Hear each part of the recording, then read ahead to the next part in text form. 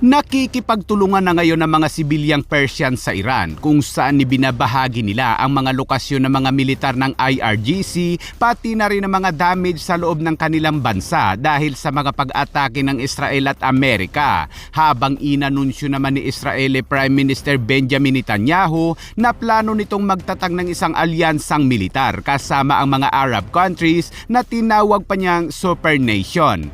Habang bahagya namang humina ang Iran matapos bombahin ng Israel at Amerika ang isa sa kanilang missile city. Patuloy ang mga pag-atake na magkasanib na puwersa kung saan todas na naman ang dalawang matataas na opisyal ng rehimeng Islam sa Iran.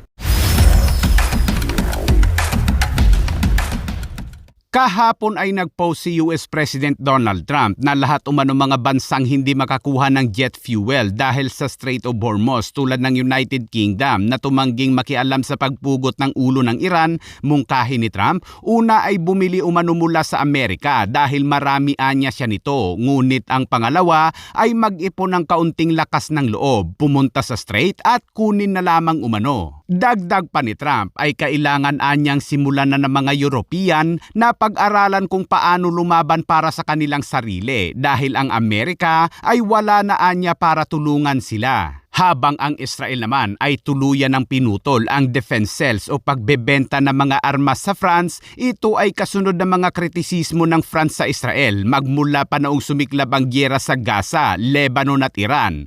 Ang France ay maraming binili sa Israel tulad ng mga attack at surveillance drone, mga components para sa air defense system at mga components para sa mga drone at ATGM system. Sa kabila niyan, muling nanawagan ng Saudi Arabia at United Arab Emirates sa administrasyong Trump na ipagpatuloy lang ang pag-atake sa Iran hanggang sa mapatalsik ang rehimen at mapalitan na ang leadership ng bansa. Habang nanawagan rin ang mga Israeli kay Netanyahu na huwag itigil ang pag-atake sa Iran dahil ayaw na nilang pabalik-balik sa mga bunker at ayaw na nila itong maranasan ng kanilang mga anak sa mga susunod na panahon. The sentiment that we get from the Israeli people that we talk to is to finish the job. They don't want to have to deal with this. They don't want to have their children raised in bomb shelters. On Wednesday, tomorrow, the Israeli people will mark the first night of Passover, and many of them will be having their Passover seders in bomb shelters. And it's just a reality that the Israeli people are tired of. They want these threats to be reduced against their country, and they'd like to live in peace and stability. Habang inamin naman ni Israeli Prime Minister Benjamin Netanyahu na palihim umano siyang nakipag-usap noong mga nakaraang taon sa mga leader ng Arab countries at sinabihan niya ang mga ito na lalamunin sila ng Iran at ibabagsak ang kanilang mga kaharian. Ngunit ang tugon umano sa kanya ay kailan ito mangyayari na tila ba hindi umano nila ito nauunawaan noong mga panahong iyon. Ngunit ngayong sumiklab na ang gyera at tinarget sila ng Iran, ayon kay Netanyahu ay tila naiintindihan na umano nila ang sinasabi niya noon. Sa ngayon ay nagpaplano si Netanyahu na magtatag ng isang alyansa kasama ang ilang mga Arab countries na tinatawag nitong super nation at posibleng lalahok dito ang United Arab Emirates at Saudi Arabia at malamang naiyak na naman ang Turkey at Pakistan. We are also forming new alliances with important countries in the region against the shared Iranian threats. I hope that soon I will be able to tell you more about these important alliances. We have also undermined the foundations of the terrorist regime, which before the operations appeared all-powerful. Ang ganyang mga salita ni Netanyahu mga kabayan ay tila bigla ka na lang mapapaisip kung ano ang nasa Bible. Samantala, sa update naman sa kanilang mga bombahan matapos bombahin ng mga B-2 bombers at B-52 Strato ang Isfahan kung saan nagmumula ang mga missiles ng Iran, ayon sa report ay bahagyang humina ang Iran pagkatapos pero patuloy pa ring inoobserbahan ang mga missile strike nito. Pero kahapon ay nakapaglunsad pa ito ng isang missiles na mayroong cluster munition at tumama ito sa isang residential area.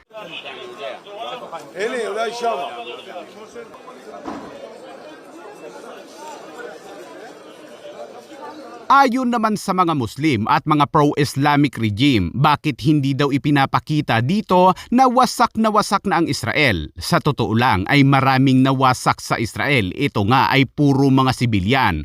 Paano mo mapapahina ang puwersa ng Israel kung puro naman sibilyan ang tinatamaan? Compare sa atake ng Israel at Amerika na puro precise strike o parehong mga military assets at facilities ang target.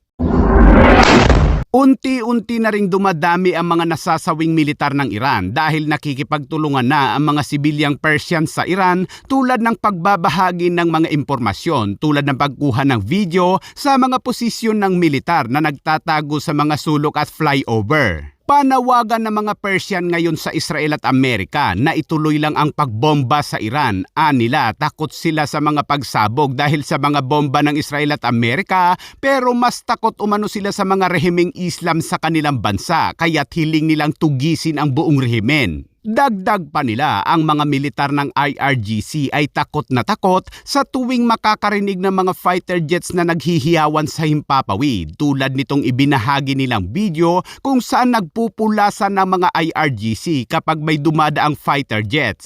Run. Run. Run. Run. Ilang piraso na lang ang natitirang mga matataas na opisyal at senior commander ng rehimen dahil sa walang tigil na panghahanting ng Israel. At kagabi ay nadagdagan pa yan kung saan kinumpirma ng Iran state media na tinodas ng Israel si Iran Judiciary Chief Ghulam Hossein Mohseni EJ, isang malapit na kaalyado ni Ali Khamenei na utak din sa pagpaslang sa mga inosenteng sibilyan. Ayon sa report ay tinodas ito ng Israel sa kanyang tinutuluyan sa Baluchistan streets sa Tehran sa pamamagitan ng precision strike sa pakikipagtulungan ng Israeli intelligence. Isa pang tinodas ng Israel sa kanya ring bahay ay ang IRGC Head of Finance na si Jamshid Ishagi. Samantala, patuloy pa rin ang mga powerful strike ng Israel at Amerika sa iba't ibang bahagi ng Iran tulad ng Vardavard, Tehran, Shiraz, Battery Factory sa Tehran, at ang Great Hussein of Sanjan na isang gathering place ng Iran Special Forces at Terrorist Forces na katabi lang ng isang malaking moske. Tamang sound trip na naman ng mga militar ng IRGC upang i-boost ang moral ng Islamic regime habang binomba ng Israel at Amerika ang katabi nitong airport.